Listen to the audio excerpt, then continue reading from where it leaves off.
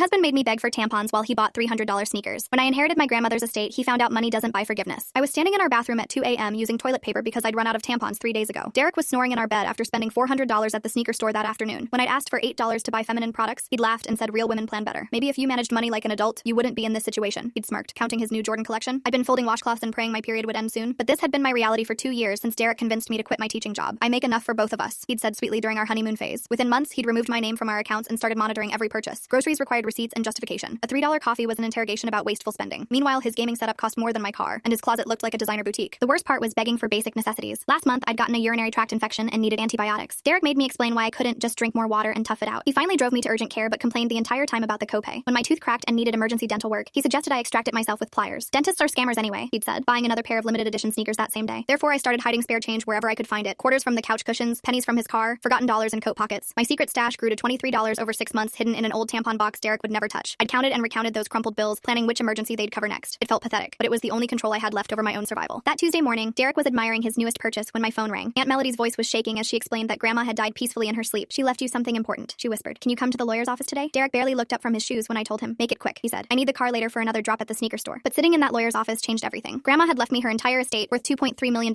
including her house, investments, and antique collection. She'd written me a letter explaining that she'd always known Derek was controlling me and had been planning this for years. You deserve to be free, sweetheart. Use this money to build the life you actually want. I sat there crying, holding the inheritance paperwork that would change everything. Therefore, I drove home in complete silence, planning my next move. Derek was on the couch playing video games when I walked in, not even asking about Grandma's funeral arrangements. Hey, can you make dinner? He called without looking up. I'm in the middle of a ranked match and can't pause. I stood there watching him ignore my grief while demanding I serve him, and something inside me finally snapped. This was the last day I'd ever feel powerless in my own home. I pulled out the inheritance documents and set them on his gaming table. Derek, we need to talk about our finances, I said calmly. He paused his game with an annoyed sigh. What did you spend money on now? I swear if you bought coffee again, then he saw the papers. His face went white as he read the numbers. $2.3 million, he whispered. Holy shit, we're rich. We can buy the house I wanted, the BMW, maybe invest in crypto. Actually, I interrupted, this money is mine alone, and I'm filing for divorce tomorrow. Derek's controller clattered to the floor. He jumped up, suddenly the most attentive husband in the world. Baby, what are you talking about? We're a team. We share everything. I love you so much. His voice cracked with desperation as he reached for me. Remember our wedding vows? For richer or poorer? I stepped back, disgusted by his transparent panic, but I wasn't finished. You're right about sharing, so here's your share. I pulled out a crumpled $5 bill from my secret stash. This is exactly what you gave me when I needed tampons last month. You said it should last all week. Derek's face turned red. That's different. This is inheritance money. Legally, I'm entitled to half since we're married. He was already calculating his portion, planning his spending spree. Therefore, I smiled and pulled out more paperwork. Actually, I met with a lawyer this afternoon. Since this inheritance was left specifically to me and we're filing for divorce due to financial abuse, you're not entitled to anything. I also documented every humiliating conversation, every denied necessity, every time you made me beg. Derek's expression shifted from greed to terror. Financial abuse? That's ridiculous. I took care of you. I paid all our bills. The next morning, movers arrived while Derek was at work. I took only what was mine and left him a note explaining that I'd opened my own accounts and would be living in Grandma's house. When he called screaming threats, I reminded him that our divorce lawyer was recording everything. 6 months later, I was free, financially independent, and finally able to buy tampons without permission. Derek's sneaker collection couldn't buy him a new wife.